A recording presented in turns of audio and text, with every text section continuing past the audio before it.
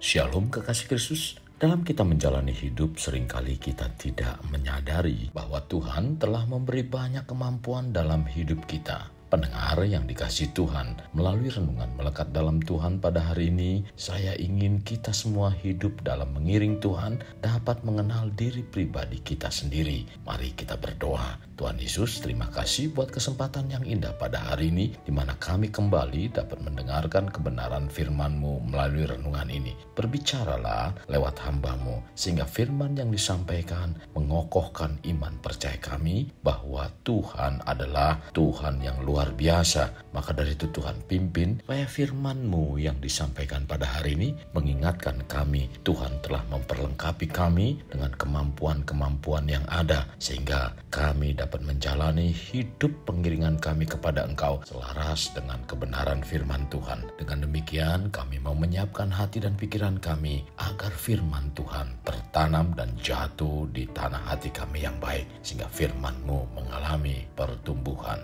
Terima kasih Tuhan Yesus. Dalam nama Tuhan Yesus kami berdoa. Amin. Melekat dalam Tuhan bertema sudah ada dalam kita. Firman Tuhan terdapat dalam 1 Yohanes 4 ayat 13. Demikian firman-Nya. Demikianlah kita ketahui bahwa kita tetap berada di dalam Allah dan Dia di dalam kita. Ia telah mengaruniakan kita mendapat bagian dalam Roh-Nya. Pendengar yang terkasih, untuk menjadi anak Tuhan yang menang dalam menghadapi berbagai persoalan dan permasalahan saat menjalani hidup yang serba tidak pasti, kita perlu memahami kekuatan dan kelemahan pada pribadi kita.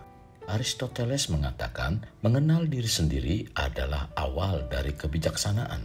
Untuk itu, hendaknya kita bijak dalam kita menjalani hidup. Kasih Kristus, bila berbicara tentang diri pribadi kita, sesungguhnya saat dilahirkan dengan sendirinya kita diotorisasi atau diberikan kekuasaan, potensi, dan karunia-karunia kepada kita oleh pencipta kita. Kita dilahirkan untuk mewujudkan otoritas pribadi kita, dan yang harus disadari dari maksud tersebut adalah kita diminta untuk melakukannya. Jadi, kita tinggal menyerah pada Allah dan kepada impian yang telah Allah taruh dalam hidup kita. Otoritas pribadi kita akan muncul dan akan hidup dengan keyakinan dan efektivitas saat kita melakukannya. Kekasih Kristus, Allah telah menciptakan kita dan segala sesuatu yang berhubungan untuk hidup ini sudah ada dalam diri kita. Itulah sebabnya orang-orang yang telah menemukan daerah kekuasaan dalam pribadinya membuat hidupnya lebih mudah. Tidak hanya membuat hidup akan terlihat lebih mudah oleh otoritas pribadi, tetapi hidup kita juga akan lebih mudah karena tidak akan berperang melawan aktivitas atau lingkungan yang tidak wajar. Mari kita perhatikan tentang apa yang disampaikan oleh Tuhan Yesus dalam memberikan perumpamaan. Dan Tuhan Yesus sering mengajar dengan menggunakan ilustrasi tersebut, yaitu ilustrasi dari alam.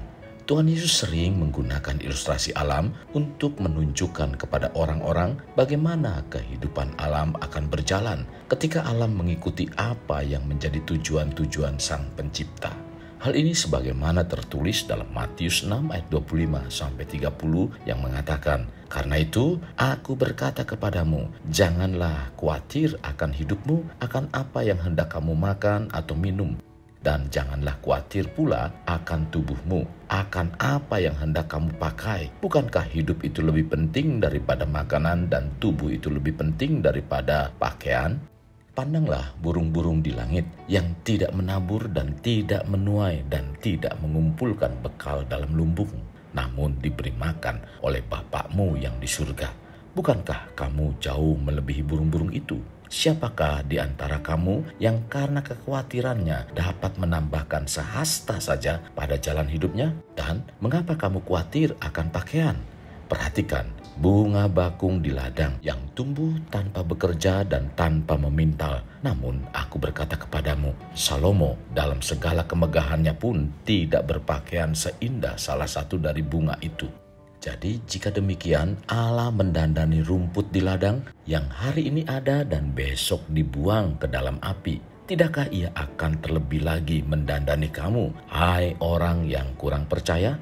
Para pendengar yang dikasihi Tuhan, Raja Salomo membangun istana kerajaannya dengan segala kemewahannya yang dipenuhi dengan kayu aras, perunggu, perak, dan emas, membutuhkan waktu 13 tahun. Tetapi Yesus berkata, bunga bakung tumbuh tanpa bersusah payah dan keindahannya serta kemegahannya lebih baik daripada kemewahan pakaian Raja Salomo. Apa yang membuat bunga bakung itu begitu mudah untuk melakukan tugasnya dan mewujudkan tujuannya? Bunga bakung ada dilahirkan untuk menjadi bunga bakung. Perhatikan, pohon-pohon tidak berusaha untuk tumbuh. Burung-burung tidak berusaha untuk terbang. Ikan-ikan tidak berusaha untuk berenang. Kemampuan-kemampuan itu terjadi secara alami bagi mereka. Dengan cara yang sama, apapun yang Tuhan ciptakan untuk kita melakukan, kita berwenang untuk melakukannya. Dan itu sesuatu yang normal. Itu merupakan dorongan sebagai otoritas pribadi yang memang sudah ada dalam diri kita. Sehingga kita dalam melakukannya mengalami perasaan puas dan sangat menyenangkan. Karena itu sesuatu yang keluar dari dalam hati kita. Dan itu sifatnya alamiah, selayaknya kita melakukan hobi. Jadi saat kita melakukan sesuatu yang tidak dilahirkan untuk melakukan itu sangat menjengkelkan, tidak merasa nyaman. Sepertinya pekerjaan itu memenjarakan, membatasi gaya dan menghentikan untuk menjadi diri sendiri yang seharusnya. Itulah sebabnya kita perlu memahami otoritas, potensi, dan talenta apa yang sudah ada dalam kita. Karena itu semua Tuhan telah taruh dan kita tinggal melakukan. Karena bila kita melakukan sesuai dengan apa yang sudah ada dan miliki dalam kita, maka pekerjaan itu akan kita sukai sekalipun itu sangat melelahkan.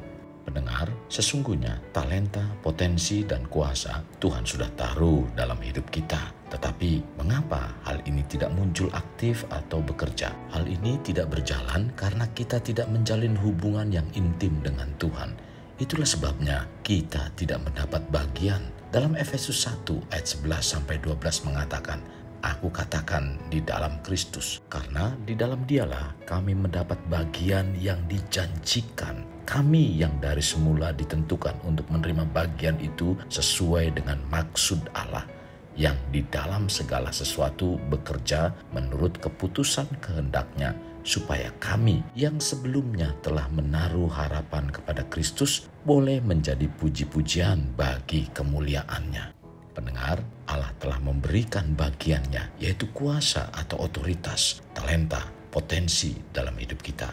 Dan untuk mewujudkan apa yang diberikan Allah pada pribadi kita, biasanya akan ada pergulatan batin dalam hati kita.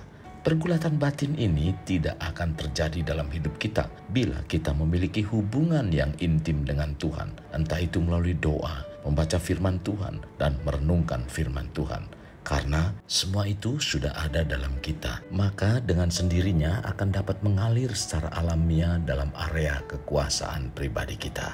Jadi, hal yang harus diingat oleh pendengar bahwa kuasa, kemampuan, dan karunia sudah diberikan oleh Tuhan dan itu sudah ada dalam kita. Yang diperlukan hanyalah tinggal melakukannya. Kekasih Kristus, mari bawa hidup kita menjadi pribadi yang dapat memerdekakan orang dari belenggu kehidupan. Layaknya terang yang menerangi kegelapan. Karena itulah yang Tuhan inginkan pada kita sebagai warga kerajaan Allah. Mari kita berdoa. Tuhan Yesus, terima kasih buat firman yang Kau sampaikan pada hari ini. Sungguh membukakan hati dan pikiran kami semakin dalam untuk tertanam di dalam Engkau. Karena firman inilah yang memberikan pengertian kepada kami bahwa Tuhan telah memperlengkapi kami dengan kuasa, kemampuan, dan karunia-karunia yang ada. Maka dari itu Tuhan, biarlah kami terus senantiasa melekat dengan Engkau agar kemampuan, talenta, dan kuasa yang ada kami dapat melakukannya. Kami dapat menyalurkannya saat kami menghadapi tantangan serta rintangan yang menghalangi iman percaya kami. Maka dari itu Tuhan, mohon kepadamu agar Roh Kudus mengingatkan kami untuk kami melakukannya sehingga kami dapat melampaui semua itu. Terima kasih buat firman-Mu yang disampaikan melalui renungan melekat dalam Tuhan. Kami yakin dan percaya Tuhan terus akan berbicara lewat renungan ini untuk membawa kami semakin hari semakin serupa dengan Engkau. Terima kasih Tuhan Yesus. Ini doa dan permohonan kami dalam nama Tuhan Yesus kami berdoa. Amin. Kasih Kristus, mari kita akhiri dengan mengendahkan kedua tangan kita. Terimalah anugerah berkat dari Allah Bapa, kasih sayang daripada Yesus Kristus, dan persekutuan dengan Roh Kudus yang memberkati, melindungi, dan menyinari engkau dengan wajah-Nya, serta memberi engkau kasih karunia di mana Tuhan menghadapkan wajah-Nya kepadamu dan memberi engkau damai sejahtera. Tuhan juga mencurahkan berkat secara rohani, berkat secara jasmani, dan berkat secara ekonomi, di mana berkat Abraham, berkat Ishak, berkat Yakub dicurahkan dan dilimpahkan dari saat sekarang sampai Maranatha tiba, dalam nama Tuhan Yesus. Amin. Sampai jumpa di renungan berikutnya. Tuhan Yesus memberkati. Jangan lupa like, share, dan subscribe.